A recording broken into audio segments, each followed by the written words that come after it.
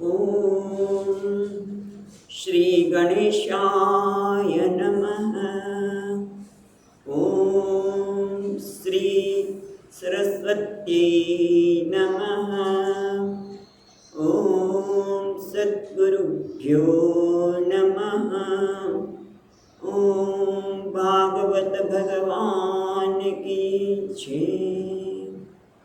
नमः श्री परमहंस स्वादित चरणकमल चिन्मकरन्दाय भक्तजनमानस निवासाय श्रीरामचन्द्राय वागीसायस्य वदने लक्ष्मी यस्य च वक्षसि यस्यास्ति हृदये संवित् तं नृसिंहमहं भजे। सच्चिदानन्दरूपाय विश्वोत्पत्त्यादिहेतवे तापत्रयविनाशाय श्रीकृष्णाय वयं नमः। नारायणं नमस्कृत्यं नरं चैव नरोत्तमं देवीं सरस्वतीं व्यासं ततो जयमुदीरयेत्। यं प्रवचन्तमनुपेत्य अपेत् श्रीकृष्णाय वासुदेवाय हरये परमात्मने प्रणतः क्लेशनाशाय गोविन्दाय नमो नमः। यं प्रवचन्तमनुपेत्य अपेतकृत्यं द्वैपायनो विहरकातर आजुभाव पुत्रेति तन्मयतया तरवो विनेन्दुः तं सर्वभूतहृदयं मुनिमानतोऽस्मि। जन्माद्यस्य यतोऽन्वयादितरतः चार्तेष्वभिघ्नस्वराट् तेने ब्रह्महृदाय आदिकवये मुह्यन्ति यः सूरयः तेजो वारिमृदां यथा विनिमयो यत्र त्रिसर्गो मृषा धाम्नां स्वेन सदा निरस्तकुहकं सत्यं परं धीमहि। नमो भगवते तुभ्यं वासुदेवाय धीमहि प्रद्युम्नाय निरुद्धाय नमः संकर्षणाय।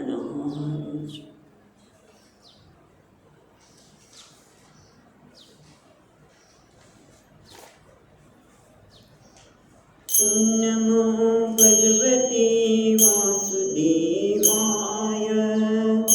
नमो भगवते वासुदेवाय। नमो भगवते वासुदेवाय।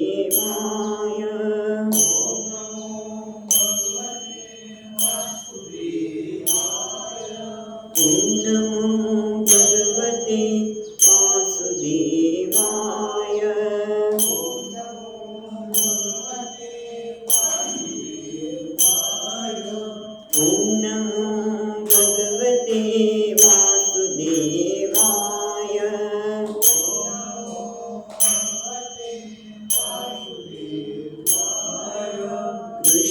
कृष्णदामोदर वासुदेवाय।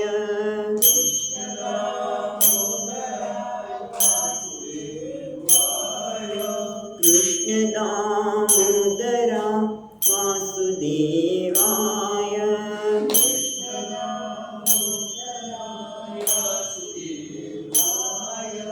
कृष्णदामोदर वासुदेवाय।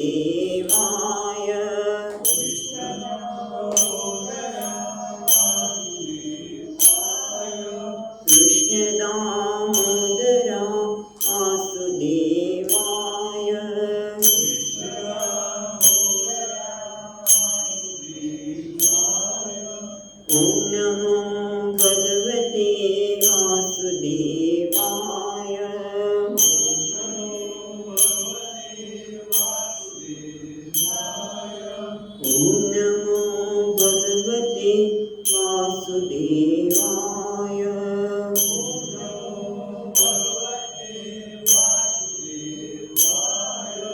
ઓમ નમો ભગવતે વાસુદેવાય.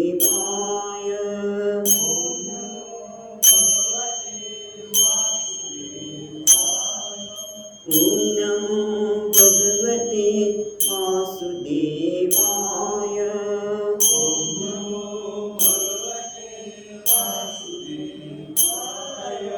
કૃષ્ણ દામોદર વાસુદેવાય.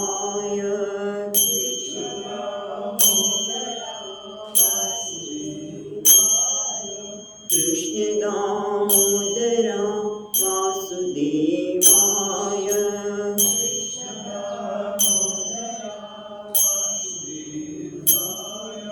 કૃષ્ણ દામોદર વાસુદેવાય.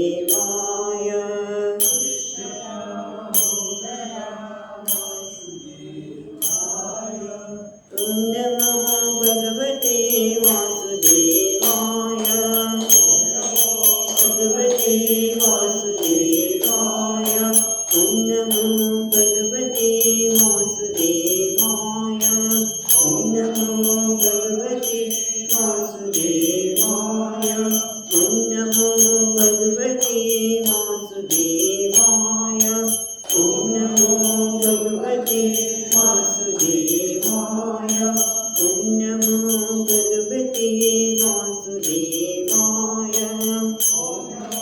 ભગવતે વાસુદેવાય. કૃષ્ણ દામોદર વાસુદેવાય. કૃષ્ણ દામોદર વાસુદેવાય. કૃષ્ણ દામોદર વાસુદેવાય. કૃષ્ણ દામોદર વાસુદેવાય. કૃષ્ણ દામોદર વાસુદેવાય. કૃષ્ણ દામોદર વાસુદેવાય. કૃષ્ણ દામોદર વાસુદેવાય. કૃષ્ણ દામોદર વાસુદેવાય. ઓમ નમો ભગવતે વાસુદેવાય. વાસુદેવાય. ઓમ નમો ભગવતે વાસુદેવાય. નમો ભગવતે વાસુદેવાય. ઓમ નમો ભગવતે વાસુદેવાય. ઓમ નમો ભગવતે વાસુદેવાય. ઓમ નમો ભગવતે વાસુદેવાય. ઓમ નમો ભગવતે વાસુદેવાય.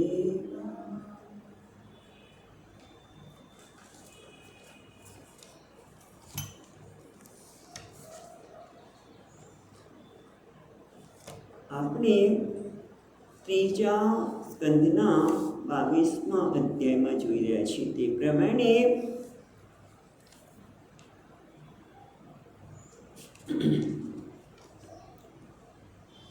ભગવાને આગળ જોયું તે પ્રમાણે કદર્મ ઋષિને પ્રજાપતિના પિતા બ્રહ્માજીએ પ્રજાની ઉત્પત્તિ કરવા કહ્યું અને એના માટે હજી તો પત્ની લગ્ન પણ નથી થયા છતાં પણ પ્રજાની ઉત્પત્તિ માટે એમણે 10,000 પોતાના વર્ષનું તપ કર્યું.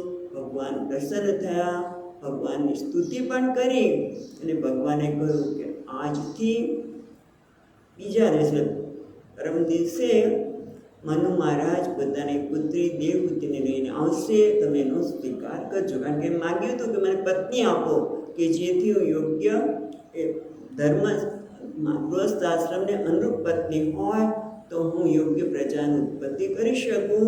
અને એટલા માટે દેવહૂતિને કહ્યું. અને ત્યાર પછી આપણે જોયું કે એમણે મનુ મહારાજની પણ પ્રશંસા કરી. મનુ મહારાજે પણ એમણે કહ્યું કે હું અહીંયા આવવાનું પ્રયોજન મારું એક જ છે કે મારી પુત્રીએ નક્કી કર્યું છે એમ નારદજીના કહેવાથી એમને તમારા માટેના ગુણગાન સાંભળીને નિર્ણય જ કર્યો પતિ તરીકે મને આ જોઈએ, બીજા કોઈ જોઈએ નહીં. માટે જો તમે મારી પુત્રીનું ગ્રહણ કરશો, એનું પાણી ગ્રહણ કરો તો બધું સારું છે. અને પછી ત્યાં એ પણ બતાવ્યું કે જ્યારે કોઈ યાચના વગર સામેથી વસ્તુ આવે તો વિરક્તે પણ એનો સ્વીકાર કરવો જોઈએ. જ્યારે આપણે તો ઈચ્છાવાળા છો, તમે પત્નીની ઈચ્છાથી જ આ પ્રયત્ન કરો છો, એટલા માટે આપ સ્વીકાર કરો. એ કહે છે હા મને પણ વાંધો નથી, મેં પણ એમના વિશે ઘણું બધું સાંભળ્યું છે દેવહૂતિ માટે, અને ખરેખર એ યોગ્ય છે. એનું રૂપ તો એવું છે, રૂપ અને ભક્તિ બંને, હા, કે કેવા છે કે અલંકારોને પણ શરમાવે છે, એનો તિરસ્કાર કરે છે, એવા છે. માટે હું એમનો સ્વીકાર કરું છું. એ આપણે જોયું તે વખતે મેં અને આના લીધે મનુ મહારાજે પણ પોતે કહે છે હું ખરેખર મહાભાગ્યશાળી છું કે તમે આ ધર્મનો ઉપદેશ આપ્યો. અને પછી આપણે જોયું એ પ્રમાણે એમણે મનુ મહારાજે કહ્યું ત્યારે એને કહે છે હું સ્વીકાર કરીશ દેવહૂતિનો, તમારી પુત્રીનો, પણ હું છે એ જ્યાં સુધી સંતાનની પ્રાપ્તિ નહીં થાય ત્યાં સુધી જ આ ગૃહસ્થ આશ્રમનો વ્યવહાર સાચવીશ, અને ત્યાર પછી હું સંન્યાસી બનીશ. કારણ કે આ સંન્યાસીનો ધર્મ શુક્લ નારાયણ ભગવાને કહ્યો છે, અને એટલા માટે હું એનો સ્વીકાર કરીશ. આવી રીતે જ્યારે કહ્યું ત્યારે આપણે જોયું હતું એ પ્રમાણે મનુ મહારાજે નક્કી કર્યું કે આવું કંઈ નહીં તો શાંતિથી બેસી ગયા હતા મહારાજ મનુ આપણી કદરો મુનિ. પણ એ ભગવાનના ધ્યાનમાં બેઠા ત્યારે પણ એના મોહનું તેજ જોઈને દેવહૂતિ પણ પ્રસન્ન થયા છે. અને બીજી રીતે જોયું હતું એ પ્રમાણે કદર ઋષિ પણ દેવહૂતિને જોઈને પ્રસન્ન થયા. એટલે બંને નક્કી કર્યું કે આ યોગ્ય છે, માટે આપણે પુત્રીને આપી, અને એટલા માટે લગ્ન કરાવ્યા. અને આપણે જોયું હતું 23મા શ્લોકમાં, 23મા શ્લોકમાં જોયું કે શત્રુપા મહારાણીએ નવ દંપતીને મહામુનિ પેરામણી કરી, આભૂષણો આપ્યા, વસ્ત્રો આપ્યા, ઘર વખરી પણ આપી. પછી આપણે 24મા શ્લોક સુધી જોયું હતું. 24મા શ્લોક જોતા આગળ જઈએ. પ્રત્તામ દ્વિતર સમ્રાટ સદૃશાં ગતવ્યતઃ ઉપગૃહ્ય ચ બાહુભ્યામ ઉત્કંઠ્યાન મથિતાશયઃ. પ્રત્તાદ્વિતરમ સમ્રાટ, હવે સુયોગ્ય વરને દીકરી આપતા સમ્રાટ ચક્રવર્તી રાજાને એમ નિશ્ચિંત થઈ ગતવ્યથ, હવે કોઈ ચિંતા રહે નહીં કે ભાઈ યોગ્ય મારી દીકરીને સુયોગ્ય વર મળી ગયો છે. અને ત્યાર પછી પોતાની દીકરીને ભેટી પડ્યા અને અતિ વ્યાકુળ ચિત્તોળા બની ગયા. 25મા શ્લોકમાં આગળ વાંચ્યું. શક્નુવંત વિરહ મુંચન બાષ્પકલાં આસિંચન અંબવસ્તેતિ નેત્રોદૈર્દુહિતશિખાઃ. અશક્નુવન તત વિરહ મુંચન બાષ્પકલાં આસિંચન અંબવસ્ત ઇતિ નેત્રૈઃ દુહિતમ શિખાઃ. એટલે કે અશક્નુવંતમ વિરહ, હવે પોતાની પુત્રીના વિરહને ખાઈ શકતા નથી, સહન કરી શકતા નથી. અશક્નુવંત એટલે વિરહને, દેવહૂતિના વિરહને સહી ન શકવાથી મુંચન છોડે છે. શું? બાષ્પકલામ મૂકવું, વારંવાર. બાષ્પકલામ એટલે નેત્રાંબુકર્ણા, એટલે આંખમાંથી અશ્રુબિંદુ એવા લાગ્યા. એટલે આસિંચન એટલે આસિંચન પછી લઈએ વસ્ત ઇતિ અંબ ઇતિ, ઘડીકમાં હે બેટી, હે અંબ, હે બેટા, હે દીકરી, એ અંબ એમ બોલતા જાય છે. અને નેત્રૈઃ નેત્રોદયહી એટલે બંને નેત્રમાંથી જે અશ્રુપ્રવાહ વહી રહ્યા છે તે શિખામ આસિંચ એ દીકરીના કેસને, શિખા એટલે વાળ, આમ તો ચોટલો, એમના વાળને ભીંજવી રહ્યા છે. દેવહૂતિના વિરહને સહી ન શકતા મનુ મહારાજના આંખોમાંથી અશ્રુબિંદુ વહેવા લાગ્યા છે. અને હે બેટા, હે દીકરી, એમ બોલતા બોલતા નયન જળથી એમની દીકરીના કેસને ભીંજવી રહ્યા છે.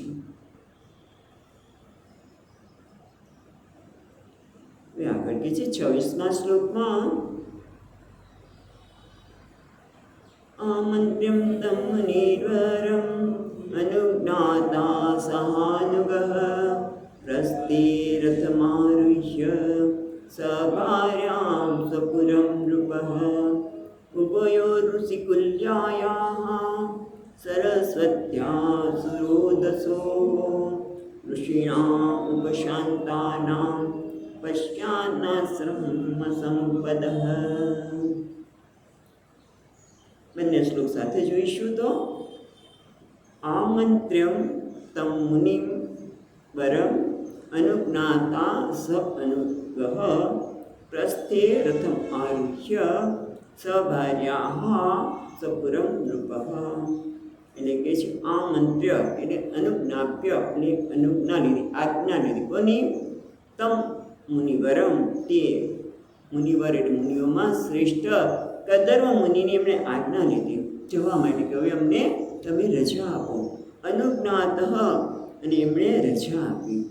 અને એટલા માટે સ અનુગહ એટલે પોતાના સૈનિકો અને બધા જે કોઈ હોય એ, અને સભાર્ય એટલે પોતાની અનુમોદનથી તે મુનિવરની આજ્ઞા લઈને, અનુજ્ઞાત એટલે અનુમોદનથી લઈને પોતાની પત્ની અને બધા સહાયકોની સાથે, પત્ની સાથે સહાયકો પછી આવશે, કારણ સહાયકો રથમાં ન બિરાજે. સભાર્યામ રથમ આરુહ્ય પોતાની પત્ની સાથે રથ ઉપર બિરાજમાન થઈને પ્રસ્થે સ્વપુરમ નૃપઃ એટલે નૃપ એટલે રાજા પોતાના પુર તરફ પ્રસ્થે એટલે ગમનમ કૃતવાન એટલે ભાર્યા સહિત અને બધા સેવકો સાથે રથમાં ભાર્યા સાથે બિરાજીને બેસીને સેવકો સાથે પોતાના નગર તરફ પ્રયાણ કર્યું, પ્રસ્થાન કર્યું. ત્યારે રસ્તામાં શું જોયું? એટલે નદીની બાજુમાં છે. ઉભયોહો ઋષિમ કુલ્યાઃ સરસ્વત્યા સુરોદસોઃ. ઉભયોહો ઋષિકુલ્યાઃ અને ઋષિકુલ સહિત સરસ્વત્યાઃ ઉભયો. આમ તો શું છે? ઋષિકુલ્યાઃ એટલે ખાલી આ કદર્વ ઋષિ રહેતા હશે ને બીજા બધા ઋષિ પણ રહેતા હશે, એટલા માટે કે ઋષિકુલ્યા સહિત, ઋષિકુલ સહિત ઋષિણામ ઉપશાંતાનામ પશ્ચાત આશ્રમ સંપદ. એટલે માર્ગમાં ઋષિઓના કુળ સહિત ઉભયોહો ઋષિકુલ્યાઃ ઋષિકુળનું હિત કરનાર, સરસ્વત્યા ઉભયો એટલે કે ઋષિકુળનું હિત કરનાર સરસ્વતી નદીના બંને બાજુએ સુરોધસોહો એટલે શોભન તરોહો, શોભન તટો એ સરસ્વતી બંને તટ પણ કેવા છે? એકદમ સુંદર છે.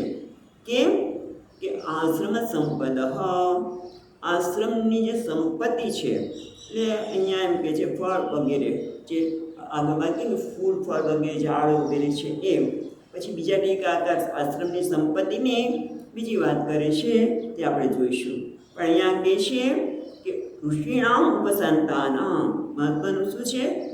ઉપશાંતાનામ ઋષિણામ, શાંત સ્વભાવવાળા ઋષિઓ, શાંત સ્વભાવવાળા ઋષિઓના આશ્રમની સંપત્તિ જોતા જોતા રાજા જઈ રહ્યા છે. એટલે માર્ગમાં ઋષિકુળનો હિત કરનાર સરસ્વતી નદીના બંને બાજુએ સુંદર કિનારા ઉપર સુરોદસો સુંદર કિનારા ઉપર શાંત સ્વભાવવાળા ઋષિઓના આશ્રમની સંપત્તિ જોતા જોતા, પશ્ચન એટલે વર્તમાન જોતા જોતા પોતાના પૂર તરફ આ લોકો જઈ રહ્યા છે. હવે અહીંયા વંશીધરી મહારાજ આશ્રમની સંપત્તિ એટલે કઈ સંપત્તિ તો કે છે અગ્નિહોત્રાદિ સાધન, અગ્નિહોત્ર વગેરે જે કાર્ય યજ્ઞ કરવો હોય તેના માટેના સાધનો કયા હોય તો કે શુક શુવા વગેરે અગ્નિમાં હવન કરવાના અગ્નિય સાધનો રૂપ આશ્રમની સંપત્તિ એક અર્થ કર્યો. શું કર્યો? જે અગ્નિ યજ્ઞ કરવા માટે શુક શુવા વગેરે જે કંઈ સંપત્તિ જોઈએ એને સંપત્તિ કીધી. અથવા તો બીજો અર્થ કરે છે સંપત્તિ કઈ તો કે છે વેદ ઉચ્ચારણ ધ્વનિના લક્ષણ સંપત્તિ. ત્યાં વેદનું ઉચ્ચારણ થતું હતું એ પણ મોટી સંપત્તિ છે.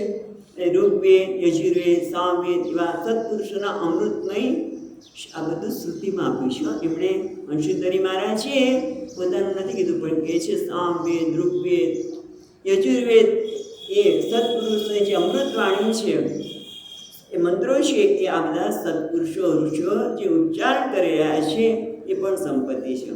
એટલે એક અર્થ એમણે એવો કર્યો કે સંપત્તિ એટલે વૃક્ષો વગેરેથી બંધાયેલો આ ફળ વગેરે છે તે. બીજો અર્થ એ કર્યો કે યજ્ઞની બધી જ્યાં સામગ્રી છે એ સૃષ્ટિની સંપત્તિ છે અને મંત્રોચ્ચારે પણ ઋષિની સંપત્તિ છે. આવી સંપત્તિને જોતા જોતા ખુશ થતા એ લોકો પોતાના પૂર તરફ પ્રસ્થાન કર્યું. હવે એમ કરતાં પોતાના સ્થાન પર પહોંચી ગયા. નગરી પર વચ્ચે બતાવતા નથી પણ નગરીએ પહોંચ્યા ત્યારે શું થયું કે છે 28મા શ્લોકમાં તામાયંતભિપ્રેત્ય બ્રહ્મા ભર્તાત પ્રજાપતિમ ગીતસ્તંસ્તુતિવાદ્યૈત્રૈઃ પ્રતિદિયુપહર્ષિતાઃ.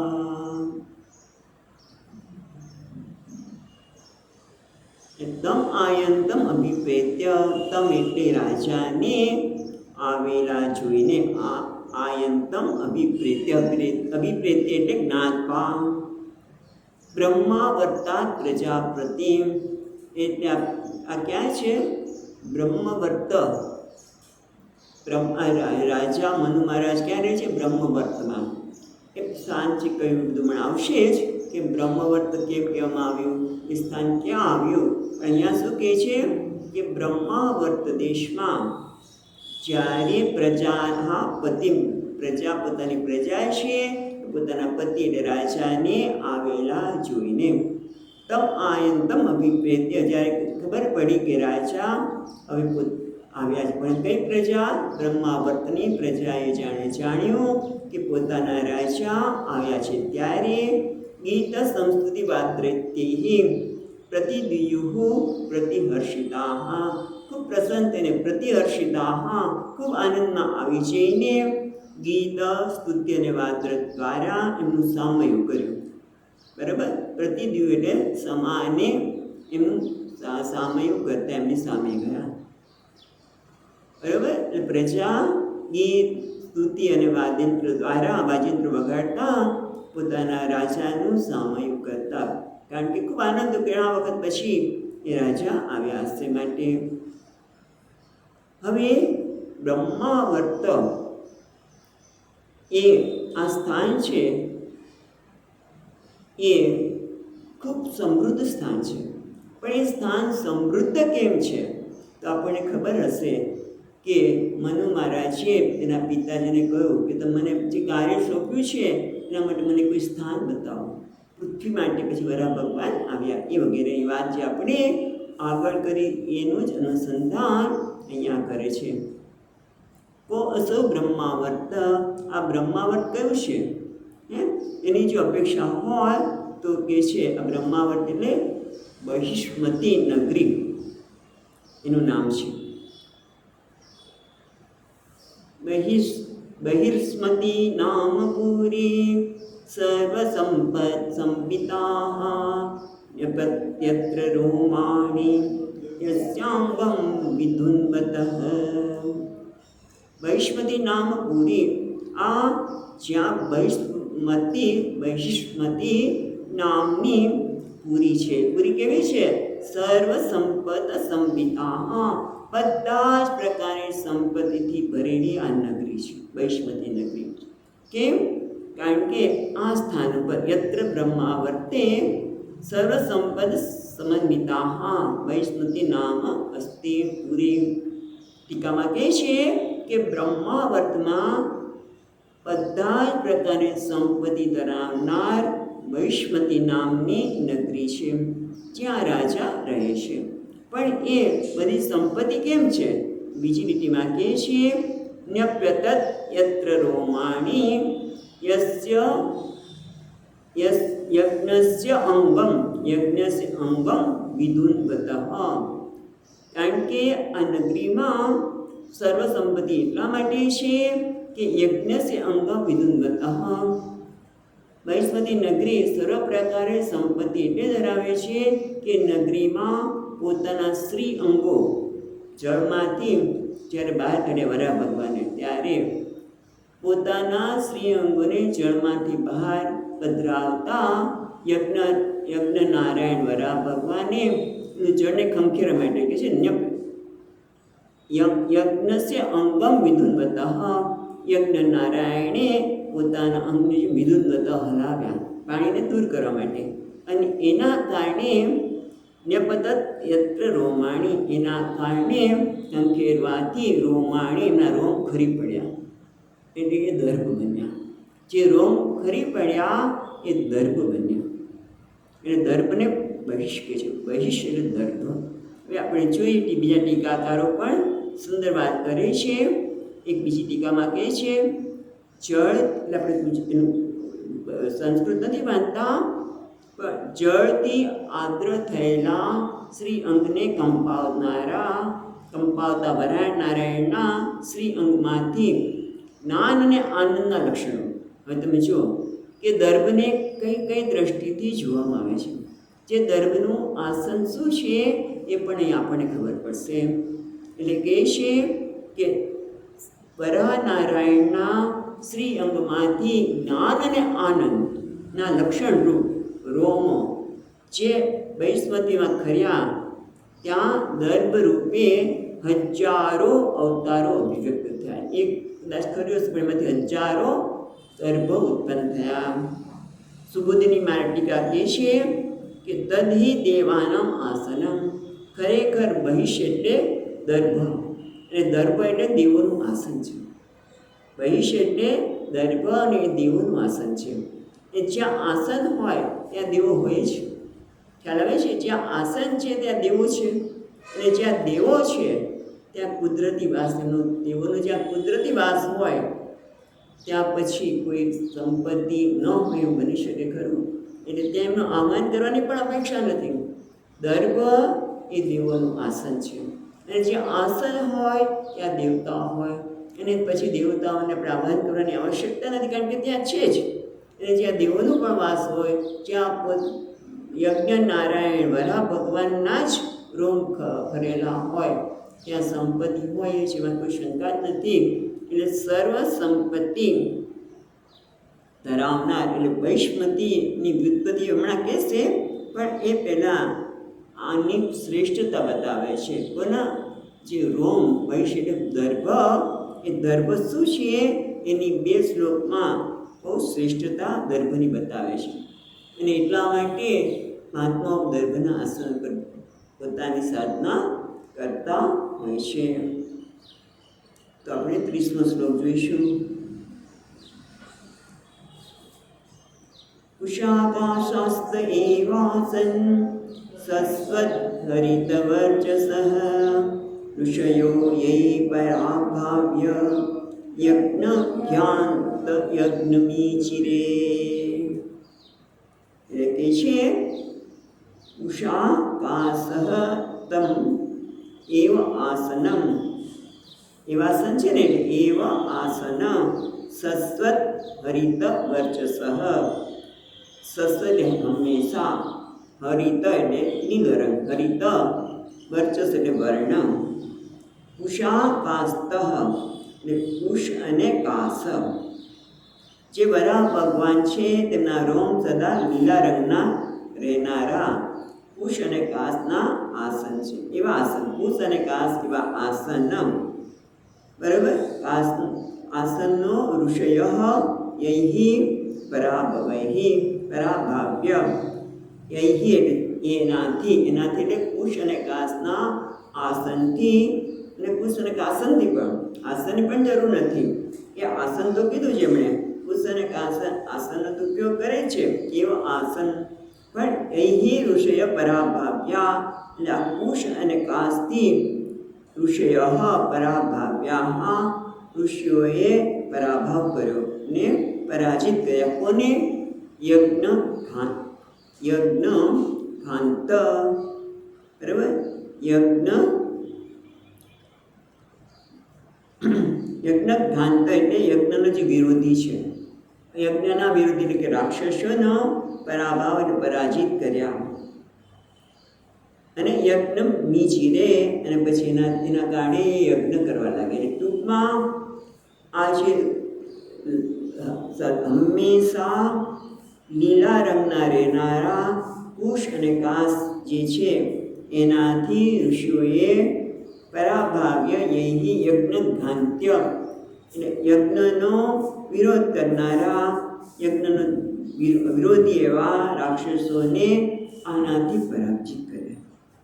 અને પછી યજ્ઞ ચગ્નિરે એટલે યજ્ઞનારાયણ વિષ્ણુ ભગવાનનું ચગ્નિરે પૂજન કર્યું, યજ્ઞ કર્યો, પૂજન કર્યું.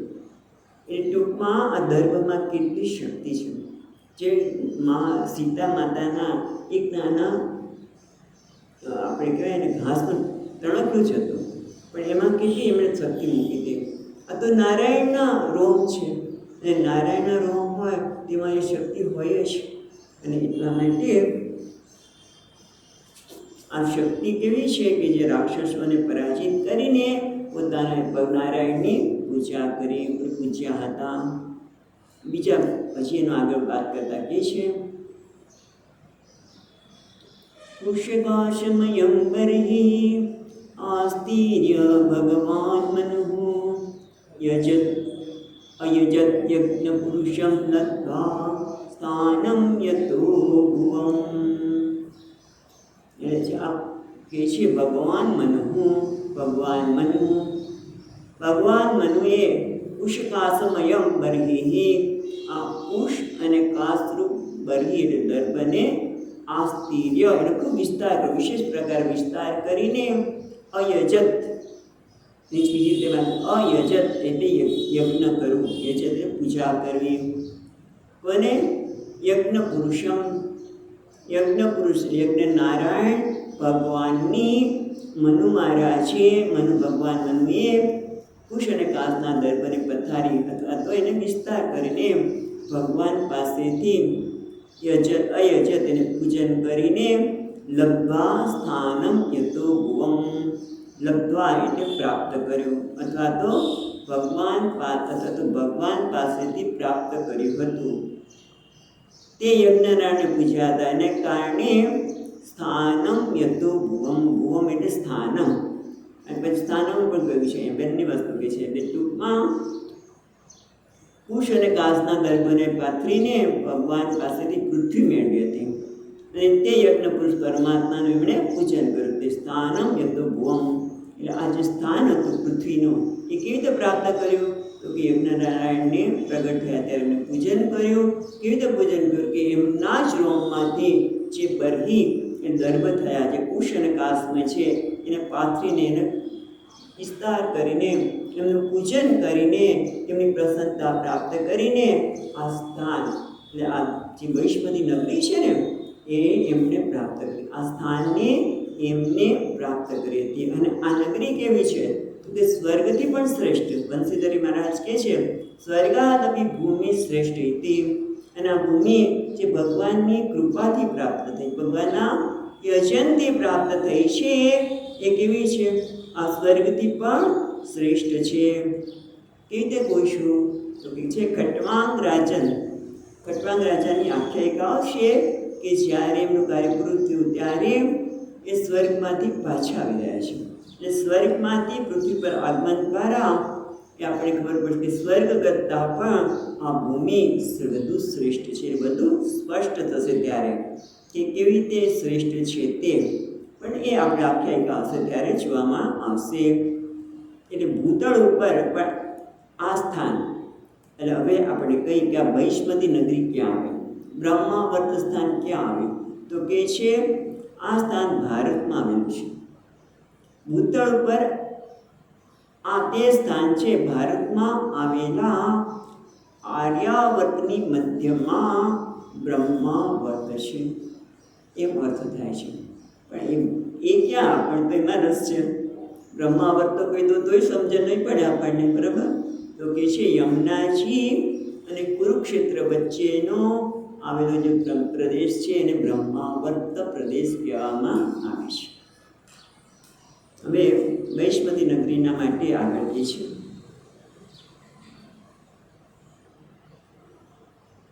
વૈષ્ણવી નામ વિભુર્યામ નિર્વિશ્ય સમાવસત તસ્યામ પ્રવિષ્ટો ભવનમ તાપત્રય વિનાશનમ. હવે રાજાના સંદર્ભમાં મનુ મહારાજનો મહિમા બતાવે છે કે મનુ મહારાજ કેવા હતા, કોઈ સામાન્ય ન હતા. એટલે કે વૈષ્ણવી નામ વિભુર્યામ નિર્વિશ્ય સમાવસત તસ્યામ પ્રવિષ્ટ ભવનમ તાપત્રય વિનાશનમ. વૈષ્ણવી નામની જે નગરી છે સમાવસત નિર્વિશ્ય, એ પહેલાં પણ ત્યાં જ રહેતા, એટલે સારી રીતે ત્યાં રહેતા હતા. ત્યાં એમને પ્રવિષ્ટ કર્યો, પોતાના ભવનમાં પ્રવેશ કર્યો. આ ભવનને બધું કેવું છે, વૈષ્ણવી નામની જે નગરી છે જ્યાં મનુ મહારાજ વસ્યા હતા, રહેતા હતા પહેલાં, તેમાં પ્રવેશ કર્યો. અને આ કેવું છે ભવન, તાપત્રય વિનાશનમ, ત્રણેય પ્રકારના તાપનો નાશ કરનાર આ વૈષ્ણવી નગરી છે, એ રાજ્ય છે, એમાં મનુ મહારાજે પ્રયાસ કર્યો. ભવન પણ એવું જ હોય ને રાજ્ય પણ એવું છે. કયું, તાપત્રય. કયા ત્રણ તાપ? અને મોટે ભાગે આપણા ત્રણ જ તાપ માણસને દુઃખી કરતા હોય છે. કાં તો આધ્યાત્મિક શરીરમાં કંઈ ગડબડ થાય અને બધું ધ્યાન શરીર ખેંચી જાય, ભગવાનનું નામ લેવાનું બને ઘડી ઘડી શરીર તરફ આપણું ધ્યાન જઈ શકે. એવી રીતે આદિભૌતિક આજુબાજુનો અવાજ અને આદિદૈવિક, આ ત્રણેય પ્રકારના તાપથી રહિત છે એવી વૈષ્ણવી નગરીમાં રાજાએ જે પોતે નિવાસ કરતા હતા કે એના બધા રાજ્ય ભવનમાં એમણે પ્રવેશ કર્યો. હવે એ પ્રવેશ તો કર્યો, પણ એ પોતાનું જીવન કેવી રીતે વ્યાપન કરે છે, બહુ સુંદર વાત કરે છે.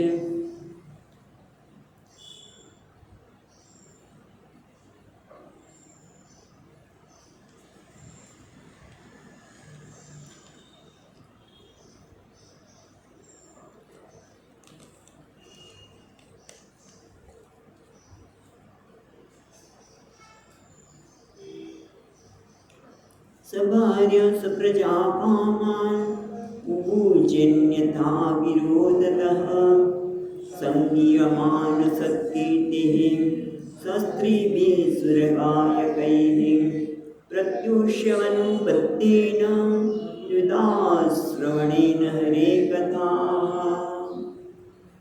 પેલા બીજી લીટી જોઈએ, પછી પેલી લીટી જોઈશું. તો કહે છે સંગીયમાન સત્કીર્તિઃ શસ્ત્રીભિઃ સુરગાયકૈઃ. સુરગાયક એટલે કોને કહેવાય, દેવતાના ગાયક, એટલે કે ગંધર્વ વગેરે.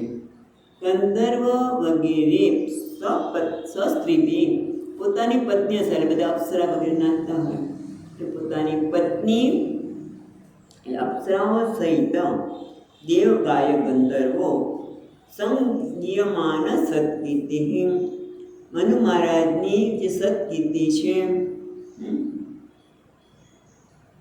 એ સુંદર રીતે આ અપ્સરાઓ સહિત દેવ ગાયક ગંધર્વો મનુ મહારાજની જે નિર્મળ કીર્તિ એ ગાવા દરરોજ આવતી હતી. એ લોકો આવીને એમની નિર્મળ કીર્તિનું ગાન કરતા હતા. જેમ આપણે રાજા હોય એનું ચારણને લોકો ગાન કરતા હોય, અહીંયા તો અપ્સરાઓ અને અપ્સરાઓ કદાચ નૃત્ય પણ કરતા હશે અને ગંધર્વો એનું ગાન કરતા હશે. અને આવા લોકો સંકીર્તન કરતા હતા. અને પેલી જોઈએ, સભાર્યા સપ્રજા કામાન પૂજે અન્ય અવિરોધત. અન્ય અવિરોધ, અન્ય અવિરોધ એટલે શું? અન્ય એટલે બીજું, અન્યેષામ એટલે ધર્માદિનામ અવિરોધેન, એટલે ધર્મ વગેરે અન્ય પુરુષાર્થો જેમાં વિરોધ ન થાય તેમ, એટલે ટૂંકમાં બુજે એટલે ભોગવતા હતા. કામાન જે કંઈ કામના એટલે ઇચ્છિત પદાર્થો ભોગવતા હતા, પણ એ ધર્મને વિરુદ્ધ ન હોય. એટલે ધર્મ વગેરે એ ધર્મ, અર્થ અને કામ એ બધા પુરુષાર્થમાં કોઈ વિરોધ ન થાય. એ બધા પુરુષાર્થને અનુરૂપ, અર્થ પણ અનુરૂપ, કામ પણ અનુરૂપ, ધર્મને અનુરૂપ એ રીતે કામાન બુજે ભોગવતા હતા. પણ એના કરતાં પણ પ્રજા સાથે, એમની પત્ની સાથે ભોગવતા. ત્યારે પ્રત્યુષો છે ને, ત્રીજી લીટીમાં પ્રત્યુષ એટલે પ્રાતઃકાળે. પ્રત્યુષ એટલે ઉષ શું?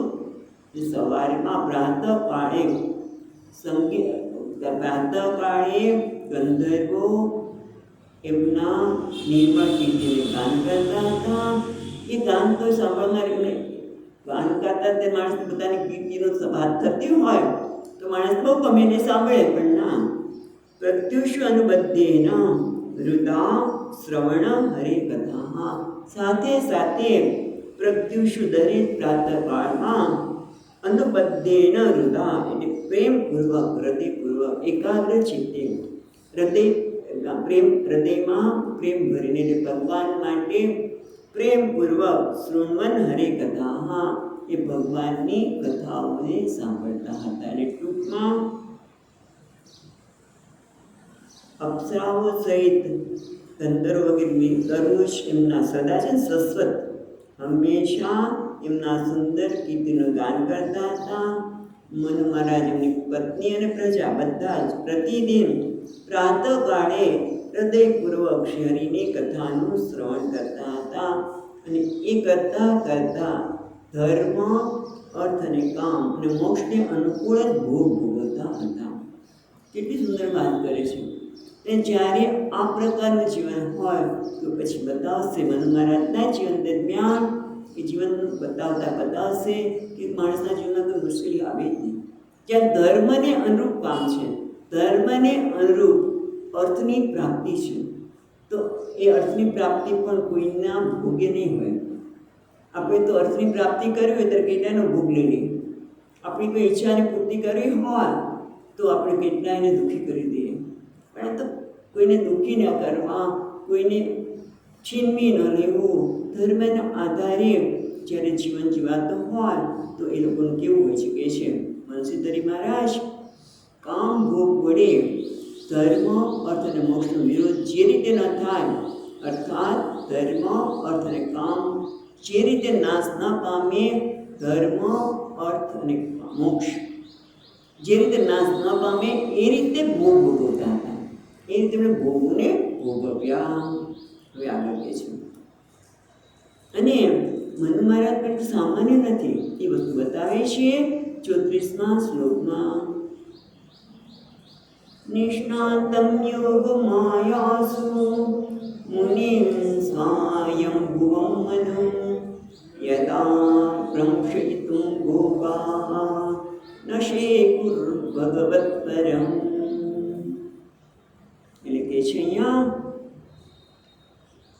સ્વયંભૂ મનુ એવા છે એને મુનિ કહે છે. પણ એના પહેલા નિષ્ણાંત યોગ માયાસુ. નિષ્ણાંત એટલે કુશળ, નિષ્ણાંત જે કુશળ છે, નિષ્ણાંત છે શેમાં?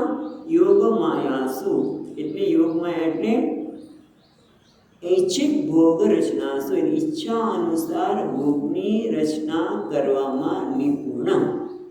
યોગ માયાસુ નિપુણ એટલે ઈચ્છા અનુસાર ભોગની રચના કરવામાં નિપુણ એવા. મુનિ સ્વયંભૂ મનુ એટલે મુનિ તુલ્ય, મુનિ એટલે મુનિ તુલ્ય, મુનિ સમાન એવા સ્વયંભૂ મનુ પોતાની ઈચ્છા અનુસાર ભોગની રચના કરવામાં નિપુણ. એટલે ઈચ્છે પ્રમાણે ભોગ મળી શકે ટૂંકમાં, એટલે એ નિપુણ હતા. છતાં પણ યત અભ્રંશિતુ ભોગાઃ. અભ્રંશિતુ એટલે સહેજ પણ. એ કારણે મુનિ હતા ને એના કારણે ભોગાહા અભ્રંશિતું ન સેકું ભગવત પરમ. ભગવત પરમ કે છે જે ભગવાનના પરમ ભક્ત હતા એવા ભગવત પરમ એમને ન સેકું ભોગાહા અભ્રંશિતું યત એટલે એમને આ કારણે ભગવત પરમ હતા અને પોતે ધારી ઈચ્છા પ્રમાણે કરી શકતા હોવા છતાં પણ આ ભોગો એમને ભ્રષ્ટ ન કરી શક્યા, એમને ચલિત ન કરી શક્યા. એટલે ઈચ્છા અનુસાર ભોગની રચના કરવામાં નિષ્ણાત એવા સ્વયંભૂ મનુ મહારાજને સંસારના ભોગો જરા પણ ભ્રષ્ટ ન કરી શક્યા, વિચલિત ન કરી શક્યા, કારણ કે એ મુનિ હતા, મનનશીલ હતા અને ભગવત પરાયણ હતા. માટે એમને કોઈ ભોગ વિચલિત કરી શક્યા નહીં. કોઈ પ્રસંગ યાદ આવે છે?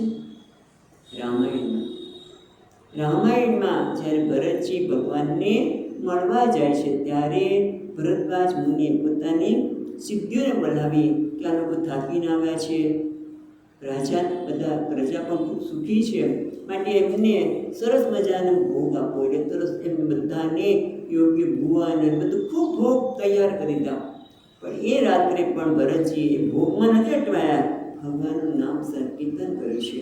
એમ આ મનુ મહારાજ પણ ભોગમાં અટવાયા વગર ધર્મ, અર્થ અને મોક્ષને અનુરૂપ ભોગને ભોગવ્યા છે. ભોગમાં અટવાઈ નથી ગયા, ભોગને ભોગવ્યા છે.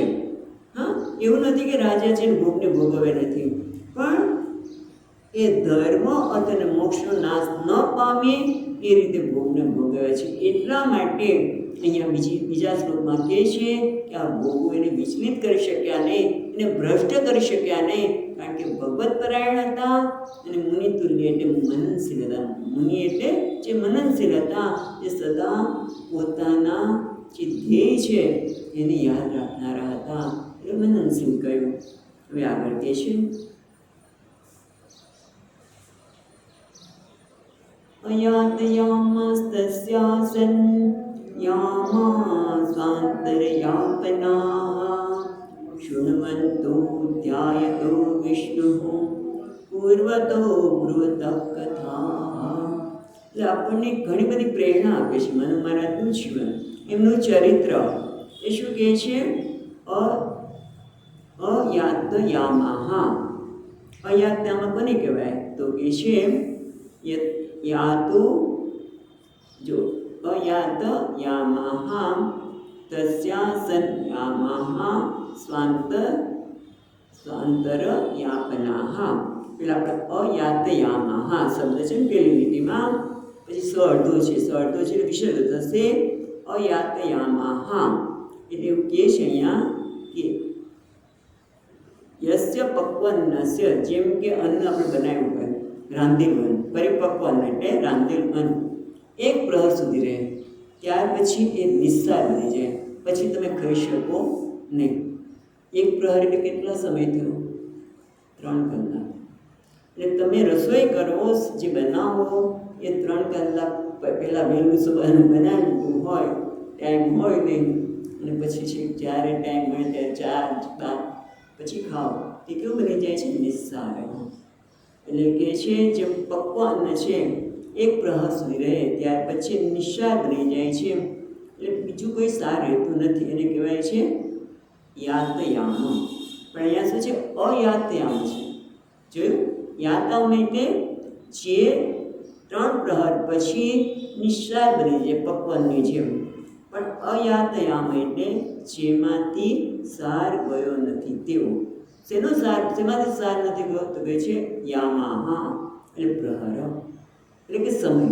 આમ તો યામા એટલે એક સમયનો માપ છે, એટલે આમ તો પ્રહર થાય છે, પણ યાતયામાહા તસ્યાસન યામાહા સ્વાંતરયાપના. સ્વાંતર એટલે મન્વંતર, મન્વંતર જેને કહેવામાં આવે છે એની યાતનાની યાદ આપી અંતિમ. એ ટૂંકમાં પોતાના મન્વંતરનો જે સમય છે પ્રહાર, યામ એટલે પ્રહર, એને વ્યાપન કરતા. પણ એ કેવો બન્યો છે? અયાતયામ, નિસ્સાર. એટલે એમનો ટૂંકમાં બધો સમય સારવત રહ્યો છે. કેમ ભાઈ એમનો સમય એટલો નિસ્સાર નથી ગયો, સારવત કેમ રહ્યો છે? અને પાછું થોડો સમય નહીં, સ્વાંતરયાપના મન્વંતર, કેટલા મન્વંતર પછી કહે છે કેટલા મન્વંતર સુધી એ પોતે રહ્યા, પણ એ બધો સમય એમનો નિસ્સાર ગયો નથી. તો કેવી રીતે સારવત બનાવ્યો એમણે? નિસ્સાર ગયો નથી તો સારવત કેવી રીતે બનાવ્યો? તો બીજી રીતે માંગે છે, શૃણવતો ધ્યાયતો વિષ્ણો પૂર્વત બ્રુવત કથા. તો એમનો સમય ક્યાં જતો હતો? ભલે રાજ્ય ચલાવતા હશે, પણ સાથે સાથે શૃણવત ધ્યાયત વિષ્ણુ પૂર્વત બ્રુવત કથા, ભગવાનની કથા સાંભળવામાં, પછી કથા પોતે બનાવતા પણ હશે, એટલે કે છે પૂર્વત બ્રુવત એટલે ભગવાન વિષ્ણુની કથાઓ સાંભળતા, વિચારતા, ધ્યાયતનું ધ્યાન કરો તો વિચારતા, અને કથા કરતા. એ સમ્રાટ મન્વંતરના કાળનો જે પ્રહાર છે એનો નિસ્સાર ગયો નથી, એટલે સારવત રહ્યો છે, કારણ કે ભગવાનમય હતા.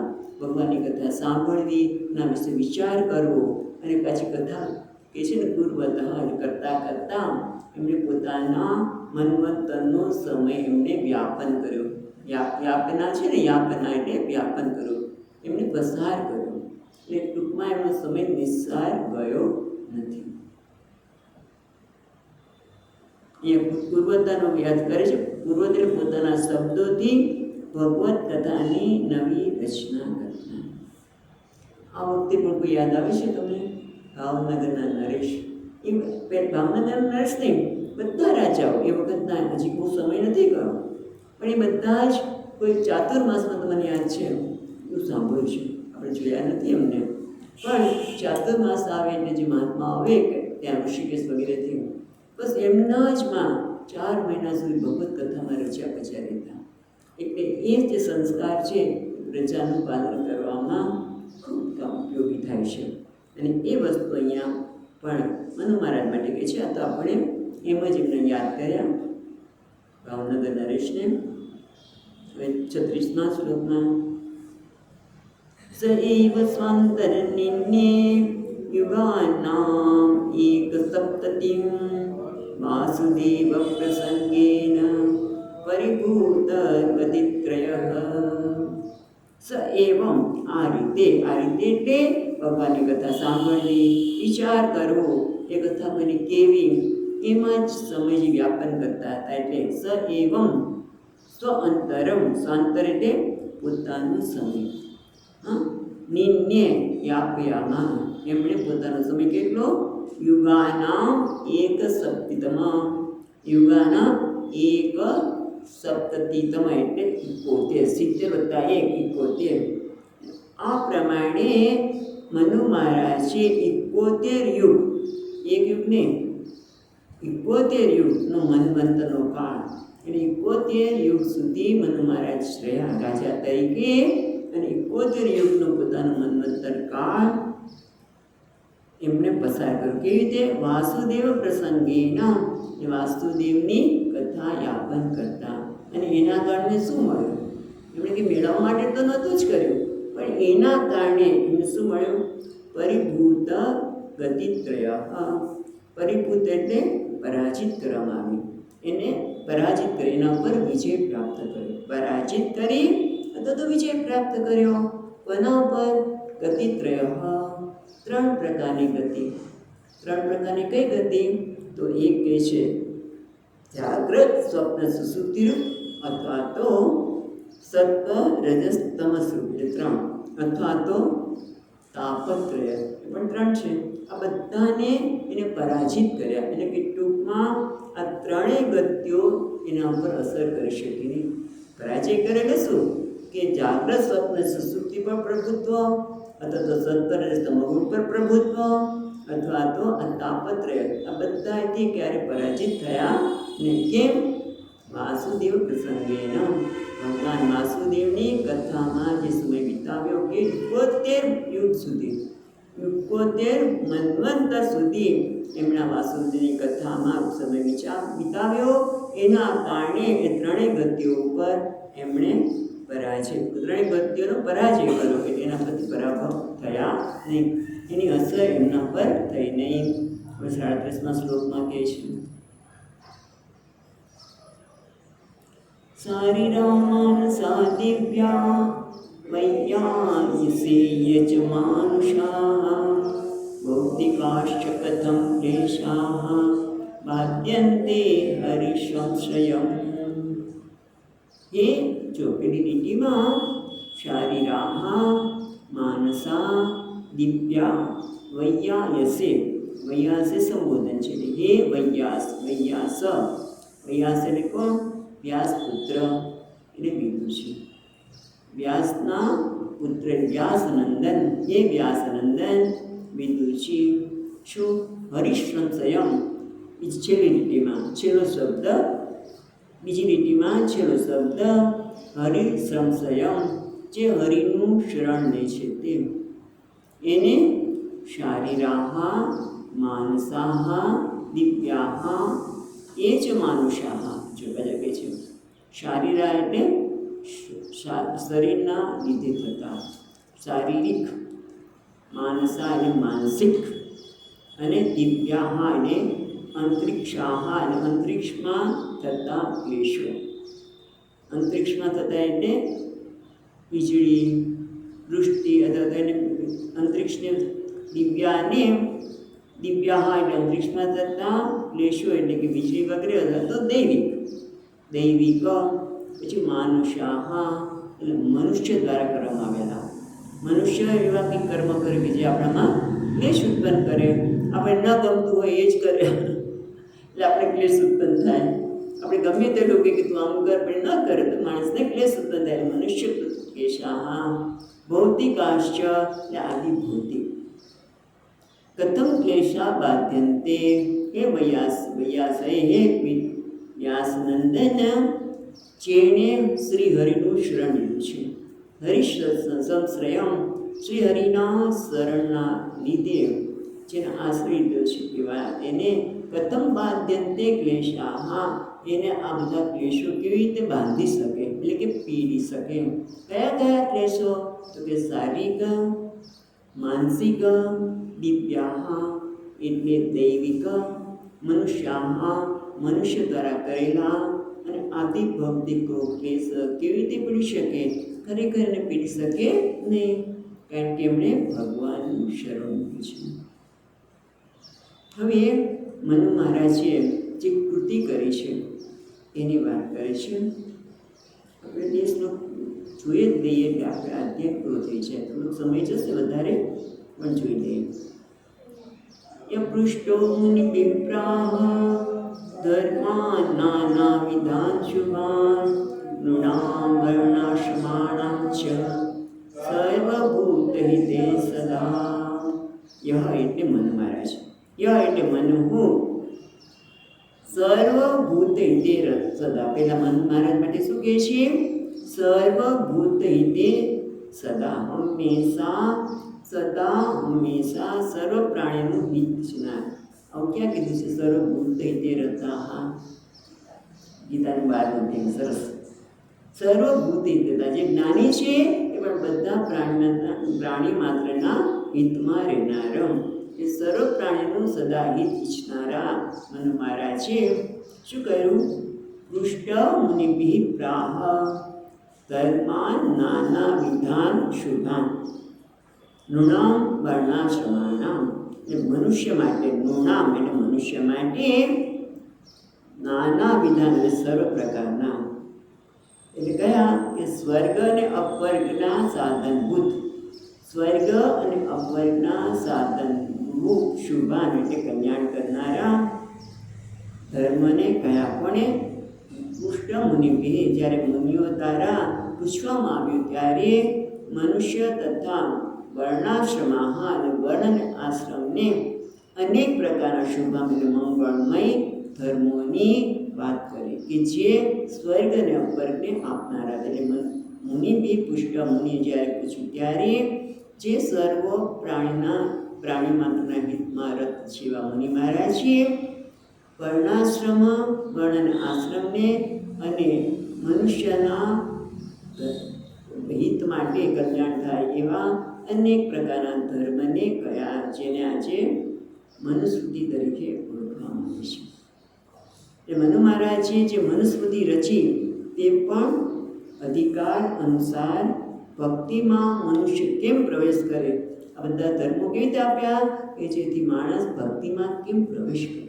વર્ણાશ્રમની વાત કરી હોય કે બીજા કોઈ વાત કરી હોય તો એ મનુસ્મૃતિમાં એક જ વાત છે કે કેમ ભક્તિમાં મનુષ્ય પ્રવેશ કરે. આવું ઉત્તમ કાર્ય કર્યું અને જેને મનુસ્મૃતિ આજે પણ આપણે એનો ઉપયોગ કરીએ છીએ. બહુ સુંદર ગ્રંથ છે. ત્યારે ભગવાનની ઈચ્છા સાથે જોઈશું. પણ અમે આગળ કહીએ છીએ એતદ આદિરાજસ્ય મનોશ્ચરિતમદ્ભુતમ વર્ણિતમ વર્ણિયસ્ય તત્પત્યોદયમ શૃણુ. એતદ આદિરાજસ્ય, હે વિદુરજી, હે વ્યાસનંદન, એતદ તે આદિરાજસ્ય મનોઃ ચરિતમ અદ્ભુતમ વર્ણિતમ વર્ણિયસ્ય. વર્ણિયસ્ય એટલે આદિરાજા મનનું જે ઉત્તમ ચરિત્ર છે, અદ્ભુત ચરિત્ર છે એનું વર્ણન કર્યું. કેવું છે? વર્ણિયસ્ય એટલે વર્ણવા યોગ્ય, વર્ણન કરવા યોગ્ય આદિરાજા સ્વયંભૂ મનુનું આ અલૌકિક અદ્ભુત ચરિત્ર મેં તમને વર્ણન કર્યું. હવે શું? તદ અપત્ય ઉદયમ શૃણુ. હવે હું તમને એના અપત્ય એટલે એમની પુત્રી એટલે દેવહૂતિના ઉદયનું એટલે પ્રભાવનું, ઉત્કર્ષની પ્રભાવનું હું વર્ણન કરવાનો છું. તે શૃણુ, તમે હવે સાંભળો.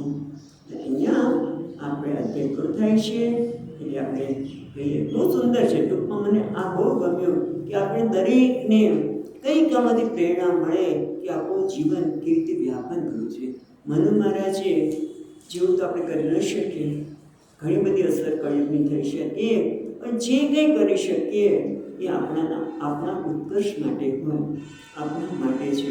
એ બહુ સુંદર અહીંયા મનુ મહારાજ અદ્ભુત લૌકિક આખ્યાન જે કરવામાં આવ્યું એ મેં તમને જે વર્ણન યોગ્ય છે વ્યાખ્યાન કર્યું. અને હવે તમને દેવહૂતિનું કરીશું, પણ આપણા માટે અદ્ભુત જ છે કે જે આપણને પ્રેરણા આપનારું છે. હવે આપણે અહીંયા અટકીએ. ઇતિ શ્રીમદ્ ભાગવતે મહાપુરાણે પારમહંસ્યામ સંહિતાયામ તૃતીય સ્કંદે દ્વાદશોધ્યાય. આ રીતે શ્રીમદ્ ભાગવતના મહાપુરાણ જે પરમહંસની સંહિતા છે એમાં ત્રીજા સ્કંદના 22મા અધ્યાય અહીંયા સંપૂર્ણ થયો. શ્રી ભગવાનના શ્રી ચરણોમાં અર્પણ કરીએ. ઓમ તત્સત. સચ્ચિદાનંદ રૂપાય વિશ્વોત્પત્યાદિ હેતવે તાપત્રય વિનાશાય શ્રી કૃષ્ણ